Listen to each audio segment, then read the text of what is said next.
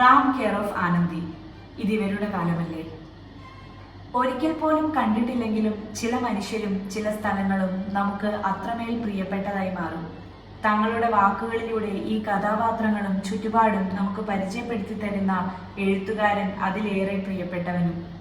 ചെന്നൈ നഗരവും അയ്യപ്പൻ താങ്കലിലെ ബിനീഷേട്ടന്റെ ഫ്ളാറ്റും അമ്മയുടെ കരിങ്ങാലി വെള്ളവും കിരണിന്റെ വെളുപ്പാൻകാലത്തുള്ള വരവും ദി ചെന്നൈ അക്കാദമിയും വെട്രിയും രേഷ്മയും ആനന്ദിയും ലൂണയും ഗിണ്ടി റെയിൽവേ സ്റ്റേഷനും അമ്മ ഉണവകവും പാട്ടിയും പത്മിനിയും വീട്ടുമുറ്റത്തെ കോലവും മഞ്ഞളിന്റെയും മുല്ലപ്പൂ മണമുള്ള പെർഫ്യൂമിന്റെയും ഗന്ധമുള്ള മല്ലിയും ധനശ്രീ ലോഡ്ജും വാഗപ്പൂക്കൾ പെയ്തിറങ്ങിയ വഴിയും അല്ലി ഗ്രാമവും തിരുട്ട് ഗ്രാമങ്ങളും കത്തിപ്പാറ പാലവും ഗോഡൌണും തിരുനങ്കൈകളും ഭൂമിക്ക് മേൽ അപ്രതീക്ഷിതമായി പെയ്ത ചാറ്റൽ മഴയും റാമിനോടൊപ്പം അവൾ സ്ഥാനം പിടിച്ച സിമന്റ് ബെഞ്ചും ഐസ് കട്ടയുടെ വിലയുള്ള ഭയം എന്ന വികാരം മൂലം വജ്രത്തിന്റെ വിലയുള്ള നമ്മുടെ ലക്ഷ്യം നഷ്ടപ്പെടുത്തി കളയരുതെന്ന് ഓതിയ പെൺപുലിയും എല്ലാ പ്രതിസന്ധികളെയും തന്റെ ഇടത്തോടു കൂടി നേരിട്ട് നിഗൂഢത നിറഞ്ഞ ജീവിതവുമായി മുന്നോട്ടു പോയ അവളുടെ പഴങ്കഥക്കെട്ടും നൊമ്പരങ്ങളും അവരുടെ നിമിഷങ്ങൾക്ക് സാക്ഷിയായ ബീച്ചും തിരമാലകളും കടയും മഴയും കണ്ണുനീർ തുള്ളികളും പറയാതെ പറഞ്ഞ പ്രണയവും എഴുതി വെച്ചിട്ട് പോയ വികാരങ്ങളും ആ ഡയറിയും എത്ര പെട്ടെന്നാണെന്നോ പുസ്തകത്താളുകളിൽ നിന്നും മനസ്സിന്റെ മണിവർണ്ണച്ചപ്പിനുള്ളിലേക്ക് കയറിക്കൂടിയത്. റാമിന് സമർപ്പിച്ച ആനന്ദിയും ആനന്ദിക്ക് സമർപ്പിച്ച റാമും അർഹതയുണ്ടോന്ന് ഭയന്ന് എല്ലാം മറച്ചു വെച്ച മല്ലിയും ഒരു വിങ്ങലായി മനസ്സിൽ തങ്ങി നിൽക്കുന്നു. പകുതി വായിച്ചു ബാക്കി പിന്നെ വായിക്കാമെന്നോർത്ത് മാറ്റിവെക്കാൻ കഴിയാത്ത ചുരുക്കം ചില പുസ്തകങ്ങളിലൊന്ന്. എഴുത്തുകാരൻ പറയുന്നത് പോലെ തന്നെ ഒരു സിനിമാറ്റിക് നോവൽ. വായനയ്ക്കിടയിൽ കരയുകയും ചിരിക്കുകയും ചിന്തിക്കുകയും ഒക്കെ ചെയ്തു. എന്തോ ഇത് വായിച്ചതിനു ശേഷം ഇവിടെ അന്തരീക്ഷമാകെ തണുപ്പാണ്. അങ്ങനെ റാമിന്റെ പ്രിയപ്പെട്ടവരും നമുക്ക് പ്രിയപ്പെട്ടവരായി. Hello everyone, welcome back to my channel. You're watching Anecdotistia and this is Aisha. അപ്പൊ ഇന്ന് ഒരു ബുക്ക് റിവ്യൂ ആയിട്ടാണ് ഞാൻ വന്നിരിക്കുന്നത്. ആക്ച്വലി ഈ ബുക്കിനെ പറ്റി കേൾക്കാത്തതോ വായിക്കാത്തതോ ആയ ഒരാളും ഇനി ഉണ്ടാവില്ല എന്ന് തന്നെയാണ് എൻ്റെ വിശ്വാസം.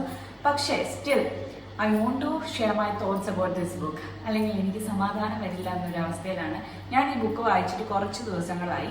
പക്ഷേ പുതിയൊരു ബുക്ക് തുടങ്ങാനോ അല്ലെങ്കിൽ വേറെ എന്തിലേക്കിലോ ഒന്ന് ഡൈവേർട്ട് ആവാനുള്ള ഒരു മാനസികാവസ്ഥയിൽ ഞാൻ ഇതുവരെ എത്തിയിട്ടില്ല. ബിക്കോസ് ഞാൻ എപ്പോഴും ഇതിനെക്കുറിച്ച് ചിന്തിക്കാറുണ്ട്. ഞാൻ ഇപ്പോഴും ഇതിനെക്കുറിച്ച് ചിന്തിക്കാറുണ്ട്. ഈവൻ ഞാൻ ഉറങ്ങുന്ന സമയത്തൊക്കെ ആണെങ്കിലും എനിക്ക് ഇതിലെ ക്യാരക്ടേഴ്സൊക്കെ എൻ്റെ തോട്ട്സിലേക്ക് ഇങ്ങനെ വരും. I'm not over this book അങ്ങനെ പറയുന്നതായിരിക്കും ശരി. അപ്പം 2021 ഒരാളൊരു പുസ്തകം എഴുതുകയും 2024 അതങ്ങ് കത്തിക്കയറുകയും ചെയ്ത ഒരു സംഭവമാണിത്. അഖിൽ പി ധർമ്മജന്റെ റാം കെയർ ഓഫ് ആനന്ദി. ഈ ബുക്കിനെ പറ്റി കേൾക്കാത്തവരോ അല്ലെങ്കിൽ ഇതിന്റെ ഒരു റീൽസ് എങ്കിലും കാണാത്തവരോ ആയി ആരും ഉണ്ടാവില്ല. ബിക്കോസ് ഭയങ്കര ട്രെൻഡിങ് ആയിട്ട് നിൽക്കുന്ന ഒരു സംഭവമാണിത്. അപ്പോൾ ആക്ച്വലി ഈ ബുക്കിനെ പറ്റി ഞാൻ കേട്ടത് തന്നെ DC ബുക്സിന്റെ ഒരു സംഭവം ഉണ്ടായിരുന്നു. വാലന്റൈൻസ് ഡേ പ്രമാണിച്ചൊരു ബുക്ക് എല്ലാവർക്കും കൊടുക്കുന്നത്. അപ്പോൾ ആ ബുക്ക് കളക്ട് ചെയ്യാൻ വേണ്ടിയിട്ട് പോയ സമയത്താണ്, അല്ലെങ്കിൽ ആ ഒരു ബുക്കിന്റെ പ്രൊമോഷന്റെ സമയത്താണ് ഈ ബുക്കിനെ പറ്റി കാണുന്നതും ഈ ബുക്കിനെ പറ്റി കേൾക്കുന്നതൊക്കെ. അപ്പോൾ കവർ കണ്ടപ്പോൾ തന്നെ not judge book by its cover എന്നാണ്, ബട്ട് സ്റ്റിൽ നമ്മൾ പെട്ടെന്ന് ഇങ്ങനെ ഈ ഫിസിക്കൽ അപ്പിയറൻസിൽ അട്രാക്റ്റഡ് ആവുന്ന പോലെ നമ്മൾ കവറിൽ ചിലപ്പോഴൊക്കെ അട്രാക്റ്റഡ് ആവാറുണ്ട്.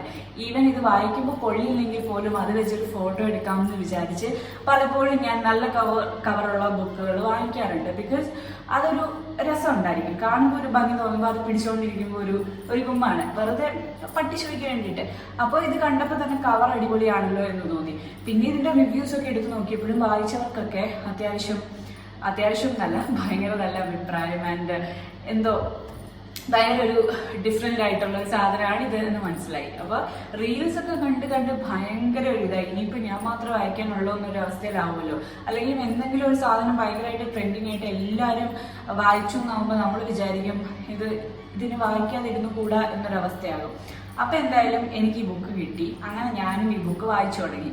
ആക്ച്വലി വായിച്ചു തുടങ്ങി കഴിഞ്ഞിട്ട് ബ്രേക്ക് എടുക്കേണ്ട അവസ്ഥ വന്നിട്ട് പോലും എനിക്ക് പലപ്പോഴും ബ്രേക്ക് എടുക്കാൻ പറ്റുന്നുണ്ടായിരുന്നില്ല. ഈവൻ കുളിക്കാൻ പോകാനാണെങ്കിലും ഫുഡ് കഴിക്കാൻ പോകാനാണെങ്കിലും ഒക്കെ ആ ഒരു ബ്രേക്ക് എടുക്കാൻ പറ്റുന്നില്ല. ബിക്കോസ് നമ്മൾ ഈ ചില സീരിയൽസ് അല്ലെങ്കിൽ ഡ്രാമാസ് ഒക്കെ കാണുമ്പോഴത്തേക്കും വാട്ട് നെക്സ്റ്റ് എന്നറിയാൻ നമുക്ക് ചിലപ്പോൾ ഉറക്കം വഴിയില്ലല്ലോ, ആ ഒരു സംഭവം. അപ്പൊ ഞാൻ മിക്കപ്പോഴും എനിക്ക് അത്ര പേഷ്യൻസ് ഇല്ലാത്ത, പേഷ്യൻസ് ഇൻ ദി സെൻസ് ഇങ്ങനെ കഥകളുടെ ഒക്കെ ബാക്കി അറിയാൻ ഭയങ്കര ക്യൂരിയോസിറ്റി ഉള്ള ടൈപ്പാണ്. അപ്പൊ ഞാൻ യൂഷ്വലി ഡ്രാമാസ് ഒക്കെ കാണുവാണെങ്കിലും അത് ഫുള്ള് കഴിഞ്ഞിട്ട്, പലപ്പോഴും സീരിയൽസ് ഒക്കെ കാണുന്നതും അങ്ങനെ തന്നെയായിരിക്കും. മൊത്തം എപ്പിസോഡ്സും വന്നു കഴിയുമ്പോൾ ഞാൻ ഒന്നേന്ന് തുടങ്ങിയിട്ട് 2 ദിവസം കൊണ്ടൊക്കെ ഉറക്കം ഇല്ലാതെ ചിലപ്പം ഇരുന്ന് കണ്ടുനിൽക്കും. അല്ലെങ്കിൽ അതിൻ്റെ ഫ്രണ്ടിലിരുന്ന് ഫുഡ് കഴിച്ചുകൊണ്ടും അങ്ങനെ കാര്യങ്ങളൊക്കെ അത് കേട്ടോണ്ടൊക്കെ ഇരുന്നായിരിക്കും ചെയ്തുകൊണ്ടിരിക്കുന്നത്. അപ്പോൾ അങ്ങനെ ഒരു സ്വഭാവം എനിക്കുണ്ട്. അപ്പോൾ ഈ സംഭവം വായിച്ചു തുടങ്ങിയപ്പോൾ തൊട്ട് ലൈക്ക് ഒരു ബ്രേക്ക് എടുക്കേണ്ട സമയം വരുമ്പോൾ എനിക്ക് വല്ലാത്ത അസ്വസ്ഥതയാണ്. ഈവൻ വർക്കിന് പോകുമ്പോഴാണെങ്കിൽ ഞാനത് സൈഡിൽ വെച്ച് ജസ്റ്റ് കുറച്ച് വരികൾ വായിക്കാന്ന് വെച്ചിട്ട് അതിന് ഇങ്ങനെ മറിച്ച് നോക്കുന്നു. എന്തോ ഭയങ്കര ഒരു ടെൻഡൻസി വാട്ട് നെക്സ്റ്റ് എന്ന് അറിയാൻ വേണ്ടിയിട്ട്. റൈറ്റർ പറയുന്ന പോലെ തന്നെ this is A cinematic novel. ഒരു സിനിമ കാണുന്ന ഫീല്. ലൈക്ക് എനിക്ക് യൂഷ്വലി എല്ലാ ബുക്കും വായിക്കുമ്പോൾ അതിൻ്റെ സീൻസ് ഒക്കെ ഇങ്ങനെ മനസ്സിൽ കിട്ടാറുണ്ട്. മൂവി കാണുന്നതിനേക്കാളും കൂടുതൽ നമ്മൾ മനസ്സിൽ ഇങ്ങനെ അത്യാവശ്യം റീഡേഴ്സൊക്കെ തന്നെ അങ്ങനെയാണെന്നാണ് എൻ്റെ ഒരു വിശ്വാസം. നമ്മൾ മനസ്സിൽ സീൻസ് ഒക്കെ കണ്ട് നമ്മൾ അങ്ങനെയായിരിക്കും പോകുന്നത്. അപ്പം ഇത് ലുക്സ് മോർ ബ്യൂട്ടിഫുൾ ആക്ച്വലി. ഒരു നല്ല സിനിമ കണ്ടു കഴിയുന്ന ഒരു ഫീൽ തന്നെയാണ് നമ്മളിത് വായിച്ചു കഴിയുമ്പോഴത്തേക്കും. എന്തായാലും ഇതിലെ ക്യാരക്ടേഴ്സൊക്കെ വളരെ ആഴത്തിൽ മനസ്സിൽ കയറി പറ്റി എന്ന് തന്നെ പറയാം. അപ്പോൾ ഇത് ഒരുപക്ഷെ വായിച്ചില്ലായിരുന്നെങ്കിൽ നഷ്ടമായേനെ. ബിക്കോസ് ഭയങ്കര പോപ്പുലർ ആയിട്ടുള്ള ഒരു ബുക്കാണ്. അതുപോലെ തന്നെ ഭയങ്കര നല്ല ഒരു കഥയുമാണ്. ക്യാരക്ടേഴ്സും കൊള്ളാം. Everything is different in this book. And ഭയങ്കരമായ ഒരു അടുപ്പം അല്ലെങ്കിൽ ഒരു സ്നേഹം ഇതിലെ ക്യാരക്ടേഴ്സിനോടും ഇതിലെ സ്ഥലങ്ങളോടും ഒക്കെ തോന്നി. ചില റീൽസിലൊക്കെ കാണാം, ചില ആളുകളൊക്കെ നമ്മുടെ ചെന്നൈയിൽ പോയിട്ട് ഇദ്ദേഹം ഇതിനകത്ത് മെൻഷൻ ചെയ്തിരിക്കുന്ന സ്ഥലങ്ങളിലൊക്കെ പോയി ലൈക്ക് ആ സീൻസ് ഒക്കെ റീക്രിയേറ്റ് ചെയ്ത് ദാറ്റ്സ് റിയലി ബ്യൂട്ടിഫുൾ. ആൻഡ് ഒരു ഓതർ എന്ന നിലയിൽ അദ്ദേഹത്തിന് കിട്ടാൻ പറ്റുന്ന ഏറ്റവും വലിയ അംഗീകാരം കൂടിയാണത്. ബിക്കോസ് നമ്മൾ എഴുതുന്ന ഒരു സാധനം ഒരാൾ വായിച്ചിട്ട് അത് ലൈക്ക് അത് എവിടെയൊക്കെയാണെന്ന് നമ്മൾ മെൻഷൻ ചെയ്തിരിക്കുന്ന ആ സ്ഥലങ്ങളിലേക്ക് പോയി ആ കഥാപാത്രമായി ഒരുപക്ഷെ നമ്മൾ ജീവിക്കാൻ ആഗ്രഹിക്കുന്നത് കൊണ്ടായിരിക്കാം അങ്ങനെയൊക്കെ ചെയ്യുന്നത്. അല്ലെങ്കിൽ ആ കഥാപാത്രത്തെ നമ്മൾ അത്രയധികം സ്നേഹിച്ചിട്ടായിരിക്കാം നമുക്ക് അങ്ങനെയൊക്കെ തോന്നുന്നത്. അപ്പോൾ അതൊക്കെ ഭയങ്കര സംഭവമായിട്ട് എനിക്ക് തോന്നി. അപ്പം ആക്ച്വലി എനിക്കും ഇത് വായിച്ചപ്പോൾ അങ്ങനെയൊക്കെ തോന്നി. അപ്പോൾ ഫസ്റ്റ് തൊട്ട് ഇതിൻ്റെ ഒരു സംഭവം പറയുകയാണെങ്കിൽ, ആദ്യം ബുക്ക് കിട്ടിയപ്പം കുറേ നേരം കവറിലൊക്കെ നോക്കിയിരുന്നു. ആൻഡ് ആ ക്യാരക്ടേഴ്സ് ഇതൊക്കെ ആരായിരിക്കും, ഇവരൊക്കെ ആരാണ് എന്ന് ചിന്തിച്ചു. അപ്പം ഒരു ഓൾഡ് ലേഡി ഉണ്ട്, കുറച്ച് യങ്സ്റ്റേഴ്സ് ഉണ്ട്, ഒരാൾ പൂവൊക്കെ പിടിച്ച് നിൽക്കുന്നുണ്ട്. അപ്പം റൊമാൻറ്റിക് ലവ് സ്റ്റോറി ആയിരിക്കും എന്നൊക്കെ വിചാരിച്ചു. പിന്നെ ഫസ്റ്റ് പോർഷനിലേക്ക് കടന്നപ്പം ചെന്നൈ ഉങ്കളെ അൻപുടൻ വരവേർക്കുന്നത്, അത് കൊള്ളാമെന്ന് എനിക്ക് തോന്നി. ആ സംഭവം എനിക്ക് ഇഷ്ടപ്പെട്ടു. അത് കഴിഞ്ഞ് പിന്നെ ആലപ്പുഴ ജില്ലയിലെ തീരദേശ പ്രദേശത്ത് നിന്ന് വരുന്ന ഒരു യുവാവ് ആദ്യമായി ചെന്നൈ നഗരത്തിലെത്തുമ്പോൾ നേരിടുന്ന കുറച്ച് പ്രശ്നങ്ങളും വളരെ ആശ്ചര്യപൂർവ്വം നോക്കി കാണുന്ന കുറച്ച് കാഴ്ചകളും ഒക്കെ. അപ്പം ആദ്യത്തെ കുറച്ച് പോർഷനൊക്കെ എനിക്ക് വായിച്ചപ്പോൾ മ്ലേച്ഛമായി തോന്നി. ഉള്ളതുപോലെ പറയണല്ലോ. ടു ബി ഓണസ്റ്റ് എനിക്ക് വാട്ട് നോൺസെൻസ് ഇസ് ദിസ് എന്നുള്ള ഒരു ഫീലിംഗ് കിട്ടി. ആൻഡ് ഇതാണ് ആൾക്കാർ ഇത്ര വലിയ സംഭവമായിട്ട് പറയുന്നത് എന്ന് ഞാൻ ലിറ്ററലി ചിന്തിച്ചു കേട്ടോ. ബിക്കോസ് നമ്മൾ ചില മൂവീസിലൊക്കെ കാണുമ്പോൾ കിട്ടുന്ന ആ ഒരു ഫീൽ തന്നെ. ആ സംഭവമൊക്കെ എനിക്ക് അതെന്താണെന്നൊന്നും ഞാൻ പറയുന്നില്ല. അതൊക്കെ കണ്ടപ്പോൾ അതൊക്കെ വായിച്ചപ്പോൾ എനിക്ക് ഞാൻ പറഞ്ഞില്ലേ, ഈ സീൻസ് ഒക്കെ നമ്മൾ മനസ്സിൽ ഇമാജിൻ ചെയ്യുമ്പോൾ വൃത്തികെട്ട സീൻസ് ആണെങ്കിൽ നമുക്ക് ചിലപ്പം ഐശി എന്നുള്ളൊരു ഫീൽ ആയിരിക്കും. അപ്പോൾ ആ ഒരു സാധനം ആയിരുന്നു ആദ്യത്തെ കുറച്ച് പോർഷൻസിൽ.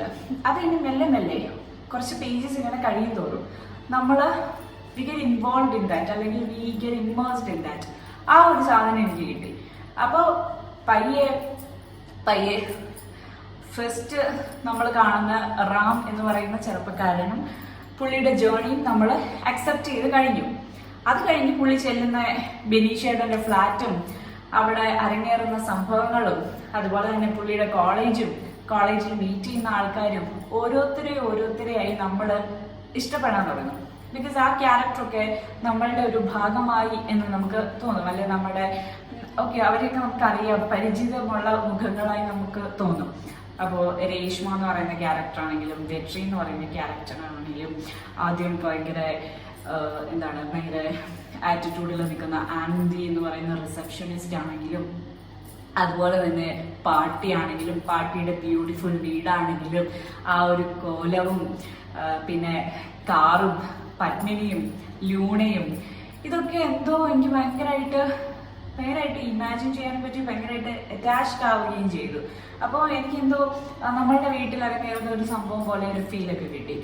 എന്തായാലും ഭയങ്കര ബ്യൂട്ടിഫുൾ ആയിട്ടുള്ള ഒരു സ്റ്റോറി ആയിട്ട് എനിക്ക് തോന്നി. പയ്യെ പയ്യെ നമ്മൾ കാര്യത്തിലേക്ക് കിടക്കുന്നു. ആൻഡ് അവിടെ അരങ്ങേറുന്ന സംഭവങ്ങളും അതുപോലെ തന്നെ ഓരോ പ്രശ്നങ്ങളും like the way he narrates all the issues, അല്ലെങ്കിൽ the way they overcome all the issues. അതുപോലെ തന്നെ കുറച്ചധികം നല്ല നല്ല മൊമെന്റ്സ് ഒക്കെ ഇതിനകത്തുണ്ട്. എനിക്ക് ഭയങ്കരമായിട്ട് ഇഷ്ടപ്പെട്ട ഒരു സീൻ എന്ന് പറയുന്നത് ഇവര് ധനുശ്രീ ലോഡ്ജിൽ പോകുന്ന ഒരു സീനുണ്ട്, ആനന്ദിയും റാമും കൂടി. അപ്പം ആനന്ദിനെ വെയിറ്റ് ചെയ്ത് എല്ലാവരും ട്രെയിനിൻ്റെ അവിടെ നിൽക്കുന്നു. അപ്പം ട്രെയിൻ ജസ്റ്റ് പോകുന്നു. റാമിനോട് ഇറങ്ങാൻ ആനന്ദി ഇറങ്ങടാന്ന് പറയുന്നു. ആൻഡ് ആ ഒരു സംഭവമൊക്കെ അല്ലേ, അവിടെ വരെയൊക്കെ എത്തുമ്പോൾ പെട്ടെന്ന് നമ്മൾ ചിന്തിക്കും ഇവർ ഇത്രയധികം ക്ലോസ് ആയത് എപ്പോഴാ? When I realised that I was in love, I was madly in love with her എന്നൊക്കെ പറയില്ലേ, ആ ഒരു സംഭവം നമുക്ക് അവിടെ ഫീൽ ചെയ്തു. ബിക്കോസ് അവര് തമ്മിൽ എന്തോ ഇഷ്ടമുണ്ട് എന്നുള്ള രീതിയിലേക്ക് നമുക്ക് തോന്നി തുടങ്ങും. പക്ഷേ അങ്ങനെ ഇഷ്ടപ്പെടാൻ മാത്രം എന്തെങ്കിലുമൊക്കെ നടന്നോ എന്ന് ചോദിച്ചാൽ അതുമില്ല. പക്ഷെ എന്തൊക്കെയോ കുഞ്ഞു കുഞ്ഞു മൊമെന്റ്സ് മാറ്റേഴ്സ്.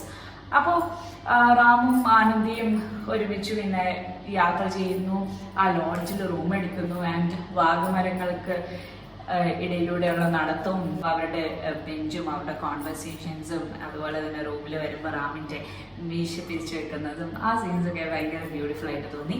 പിന്നെ പറയുകയാണെങ്കിൽ വളരെ ഹാർട്ട് ടച്ചിങ് അല്ലെങ്കിൽ വളരെ ബുദ്ധിമുട്ടിച്ച അല്ലെങ്കിൽ നമുക്ക് മനസ്സിന് വിഷമോ അല്ലെങ്കിൽ ഇപ്പോഴും ഒരു വിങ്ങലായി നിൽക്കുന്ന ഒരു കഥാപാത്രം എന്ന് പറയുന്നത് മല്ലിയാണ്. അപ്പം വായിച്ചവർക്കും വായിക്കാൻ പോകുന്നവർക്കൊക്കെ ഓൾമോസ്റ്റ് മനസ്സിലായിട്ടുണ്ടാവും. ബിക്കോസ് റീൽസും വീഡിയോസും എല്ലാം തന്നെ ട്രെൻഡിങ് ആണ്. എന്തായാലും ഞാൻ കൂടുതലൊന്നും പറയുന്നില്ല. ബട്ട് സ്റ്റിൽ മല്ലി എന്ന് പറയുന്ന ക്യാരക്ടർ എന്ന് പറയുന്നത് ഭയങ്കര ഡീപ്ലി എന്തോ ഭയങ്കര വേദനിപ്പിച്ചൊരു ക്യാരക്ടറാണ്. അപ്പോൾ ഫസ്റ്റ് നമുക്ക് ഇറിറ്റേഷനൊക്കെ ഫസ്റ്റ് സീനിൽ കാണിക്കുമ്പോൾ ഇറിറ്റേഷനൊക്കെ തോന്നും. റാമിൻ്റെ ഷർട്ട് കീറുകയും ലൈക്ക് കാശിന് വേണ്ടിയിട്ട് ബാഡ് ലാംഗ്വേജസ് യൂസ് ചെയ്യുന്നതും അതൊക്കെ വെരി ഇറിറ്റേറ്റിംഗ് അല്ലെങ്കിൽ വെരി ഡിസ്ഗസ്റ്റിംഗ് ആയിട്ട് തന്നെ തോന്നി.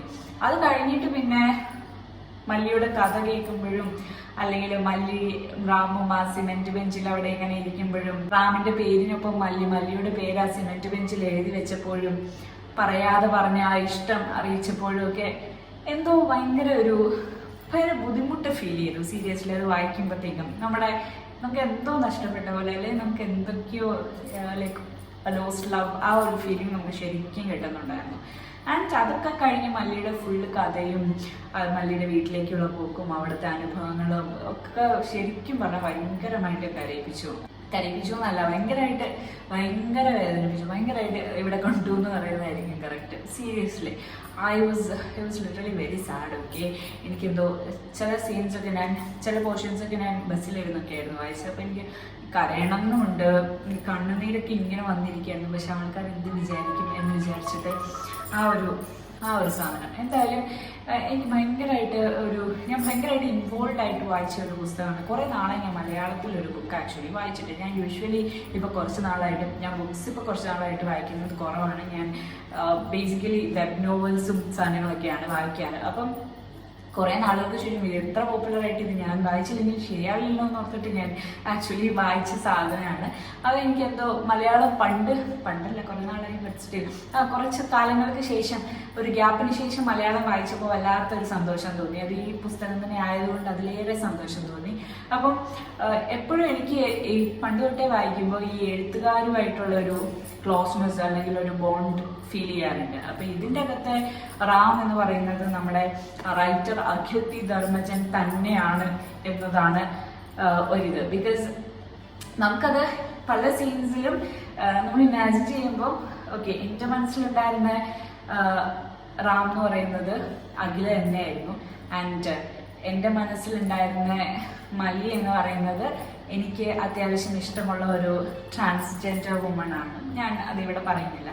ആൻഡ് അതുപോലെ തന്നെ ഓരോരുത്തർക്കും ഞാൻ കൊടുത്ത ഒരു ക്യാരക്ടറിസ്റ്റിക്സിനെ വെച്ചിട്ടുള്ള ഓരോ ആളുകളും എൻ്റെ മനസ്സിലുണ്ടായിരുന്നു. നമുക്കൊരു എംപ്റ്റിനെസ് എവിടെയും ഫീൽ ചെയ്യില്ല, ആ ഒരു വേർഡ് ഫീലിംഗ് ചില സാധനങ്ങൾ വായിക്കുമ്പോൾ കിട്ടും. ബിക്കോസ് നമുക്ക് ഈ ക്യാരക്ടേഴ്സിനെ പറ്റി കൂടുതൽ മനസ്സിലാക്കാതെ, ക്യാരക്ടറിസ്റ്റിക്സ് കൂടുതൽ അറിയാതെ നമ്മൾ വായിക്കുമ്പോഴത്തേക്കും. അപ്പം ഇതിൽ ആ ഒരു സംഭവം ഉണ്ടായിരുന്നില്ല. Everything was perfect.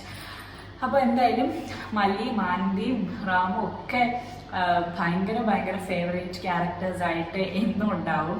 ആൻഡ് ഇതിൻ്റെ സ്റ്റോറി എനിക്ക് ഭയങ്കര ഇഷ്ടപ്പെട്ടു. പിന്നെ എനിക്ക് തോന്നിയ ഒരു കാര്യം എന്ന് പറഞ്ഞാൽ, ലൈക്ക് ഇവരുടെ ഇത് ഒറിജിനൽ ആയതുകൊണ്ട് ഐ ഡോണ്ട് നോ, എന്തായാലും ആനന്ദിയുടെ story I knew something like this was coming seriously. അപ്പം അത് ഞാൻ എക്സ്പെക്ട് ചെയ്തതുപോലെ ഉള്ളതിലൊരു സാധനമായിരുന്നു. അപ്പോൾ എനിക്കത് ഭയങ്കര വാവ് ആയിട്ട് തോന്നിയില്ല. ബട്ട് സ്റ്റിൽ ഭയങ്കര ഇഷ്ടപ്പെട്ടു, സംഭവമൊക്കെ എനിക്ക് ഭയങ്കര ഇഷ്ടപ്പെട്ടു. അത് എഴുതുന്ന രീതിയൊക്കെ ഭയങ്കര ബ്യൂട്ടിഫുൾ ആയിട്ട് എനിക്ക് തോന്നി. എന്തോ ഇവിടെ അടുത്തിരുന്ന് അദ്ദേഹം നേരിട്ട് കഥ പറഞ്ഞു തരികയും നമ്മളത് കേൾക്കുകയും ചെയ്യുന്ന ഒരു ഫീല് ഈ ബുക്ക് വായിച്ചപ്പോൾ കിട്ടി. അത് literally very beautiful actually. And പിന്നെ പറയേണ്ടതെന്ന് വെച്ചാൽ 2021 ഈ ബുക്ക് ഇറങ്ങിയതാണെന്ന് ഞാൻ ആക്ച്വലി അറിഞ്ഞിട്ടുണ്ടായിരുന്നില്ല ഇങ്ങനെ ഒരു ബുക്ക് ഉണ്ടെന്ന്. അപ്പോൾ 2024 ഇത് ഭയങ്കര കത്തിക്കയറിയ സമയത്ത് ആക്ച്വലി ഇത് ആ ഒരു പ്രണയപൂർവ്വം എന്ന് പറയുന്ന DC ബുക്സിൻ്റെ ബുക്ക് കാരണമാണ് ആക്ച്വലി ഇതിനെപ്പറ്റി അറിഞ്ഞതൊക്കെ.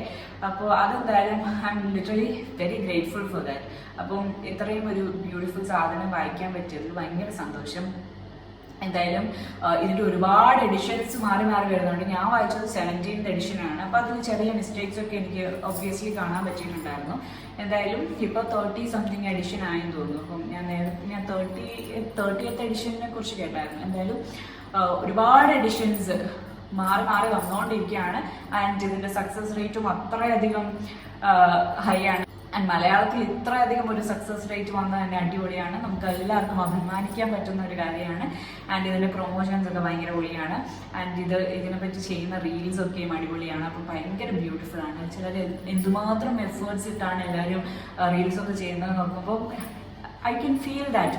കാരണം ഏതൊരു റീഡറിനും അത് മനസ്സിലാവും. ബിക്കോസ് അത്രമേൽ പ്രിയപ്പെട്ടതായി മാറിയ ഒരു പുസ്തകം, അത്രമേൽ പ്രിയപ്പെട്ടതായി മാറിയ കുറേ കഥാപാത്രങ്ങൾ, ഇപ്പോഴും മറക്കാൻ പറ്റാത്ത കുറേ കഥാപാത്രങ്ങളും അവരുടെ മൊമെന്റ്സും ഒക്കെ നമ്മുടെ മനസ്സിൽ അതുപോലെ തന്നെയുണ്ട്. അപ്പം this is A beautiful story, this is A beautiful love story, this is A beautiful friendship story and there is everything in this.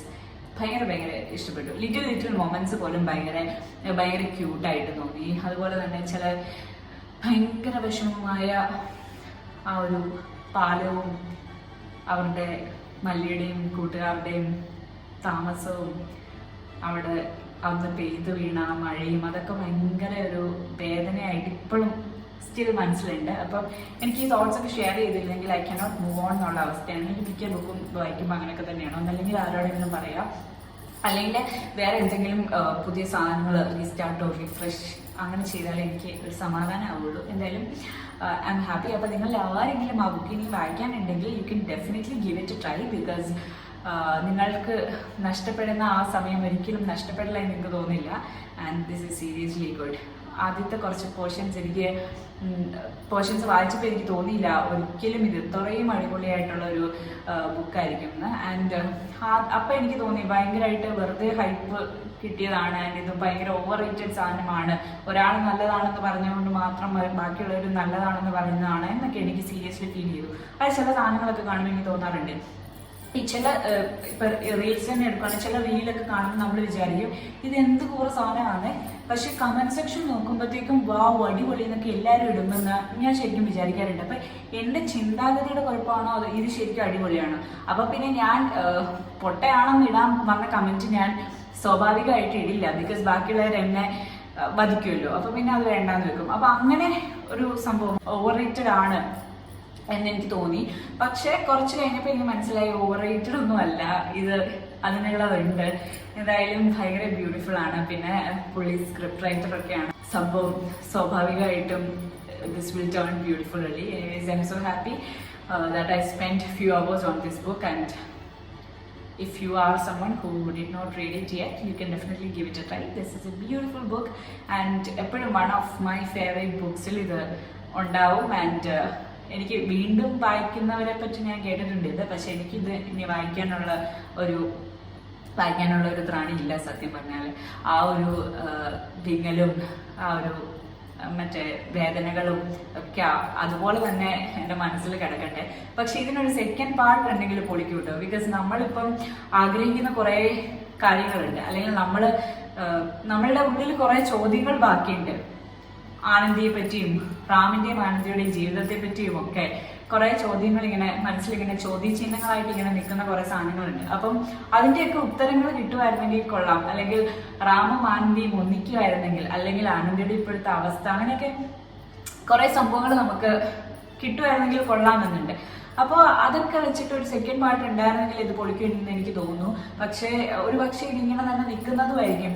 Like രണ്ട് രീതിയിലും നമുക്ക് ചിന്തിക്കാം. ഒരുപക്ഷെ ഇതിങ്ങനെ നിൽക്കുന്നത് തന്നെയായിരിക്കും ശരി. ബിക്കോസ് ഇപ്പോൾ നമ്മൾ ഉണ്ടാക്കിയെടുത്ത ഒരു ഇമോഷൻസും ഓഡിയൻസിന്റെ മനസ്സിലുള്ള ഒരു ഫീലിംഗ് ഉണ്ടല്ലോ, അത് അങ്ങനെ തന്നെ നിൽക്കുവാണെങ്കിൽ അത് ജീവിതകാലം മുന്നേ അങ്ങനെ തന്നെ ഉണ്ടാവും. നമ്മൾ പറയാറില്ലേ, the characters we have met and the places we have visited through books will create a sensation in our hearts until our last breath എന്ന്. അപ്പം ഇനി ഒരു സെക്കൻഡ് പാർട്ട് ഉണ്ട്, ചിലപ്പോൾ ഈ ഫസ്റ്റ് പാർട്ടിന്റെ ആ ഒരു ബ്യൂട്ടി ചിലപ്പോൾ നഷ്ടപ്പെടും, പക്ഷേ ചിലപ്പോൾ ഇല്ലായിരിക്കാം. എന്തായാലും അതൊക്കെ അതിനെപ്പറ്റിയൊന്നും എനിക്കറിയില്ല. But still this will remain as a beautiful memory. So that's it. Thank you. By.